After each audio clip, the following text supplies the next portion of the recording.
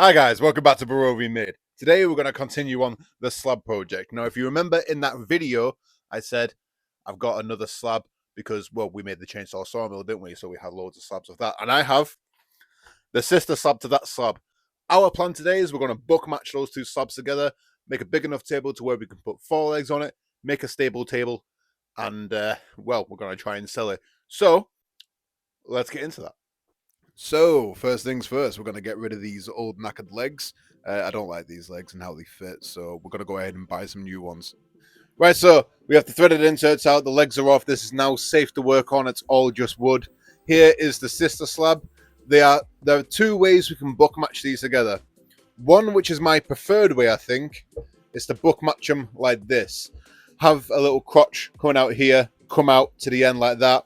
So we have a little bit of a swooping in.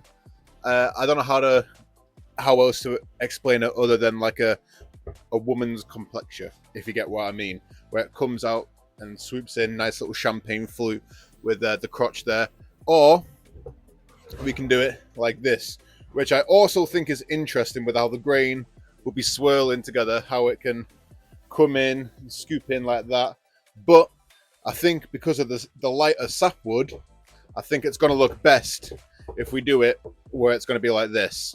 So now we're going to rip a line coming all the way down here on both sides, so we have a nice flat surface to glue up. And I have to figure out how am I going to cut this straight line. So I'm gonna have a little think off camera. I'll come back to you and I'll tell you how we're going to do it. So we haven't seen this tool on the channel in a while. This beaten up old circular saw. It was the cheapest one on Amazon. It can never get a straight cut, but I couldn't think of another way to get a straightish cut on this without busting out this thing. I really should invest in a new one, but after going over this a couple of times trying to get it straight, I knew I just wouldn't be able to. So I got out this, ripped off some of the double-sided tape, and this is just a little jig that turns a table saw into a jointer. But don't install it like I just did there, because I must have bent the blade over very, very slightly. Because after I glued this up, I noticed there was a very, very, very slight cupping into it. And that's usually caused when you glue 2 things up together when it's not a parallel cut. And I should have really done it after I surface planed these down and got these perfectly flat, because angles can change and stuff when you do that. So a couple of things to take into account if you take a project like this on.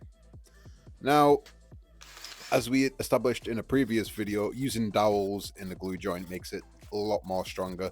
So this is what I'm doing here. I'm just putting in a few dowels just to make the glue joint stronger. I know it's just one seam and it'll be plenty strong enough, but I've never worked with this wood before and I don't know how it adheres to glue. So better safe than sorry, might as well make the glue joint as strong as possible. And I put in a few of these dowels.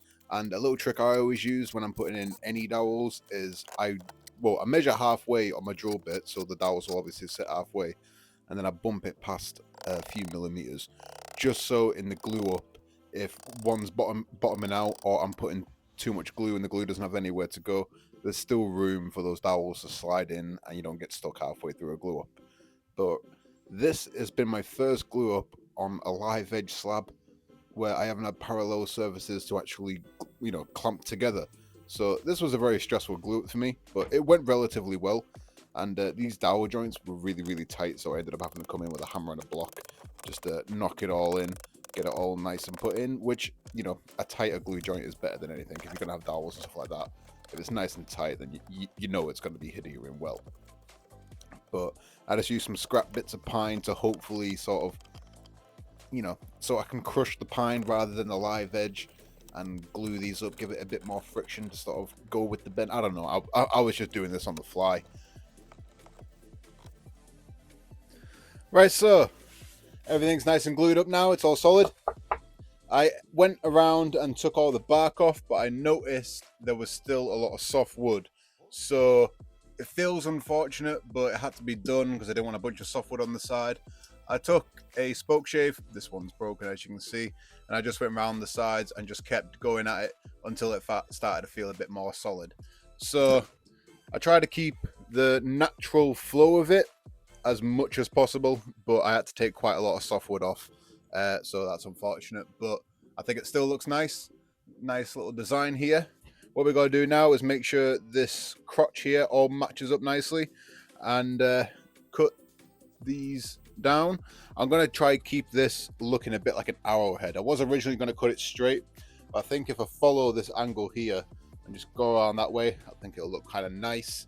And same thing with this here. Instead of cutting it straight across, try and copy that angle on that side and get it all done. Then we just have to sand it all, fill up the holes from the previous inserts, put new threaded inserts in, and then we can put the legs on, give it an oil, and we'll be right as rain. We'll be all done. So let's hurry up. Let's get this crotch sanded and sand the rest of the sides. Cut the two ends off, and we'll get started. I'm just repeating myself here. Shut up, Travis. Get on with it. Right, let's get on with it. I don't feel like I can show this on YouTube. Bloody hell. But let's just censor it for now. There we go. That's better. I'm sorry for that childish joke, but it had to be done. Just to explain a little bit why the crotch needed sanding, it's because I wanted to match the grain on the actual table rather than lining the crotch up. If I lined the crotch up, the grain for the rest of it going up would have been misaligned a few millimeters or so. So I would rather the whole table match up in a perfect book match and have to come back with some chisels and sandpaper just to make the crotch line up than make the crotch line up but the whole table be slightly out of aligned. I think it would just look better doing it the way I did it, so that's why I did it.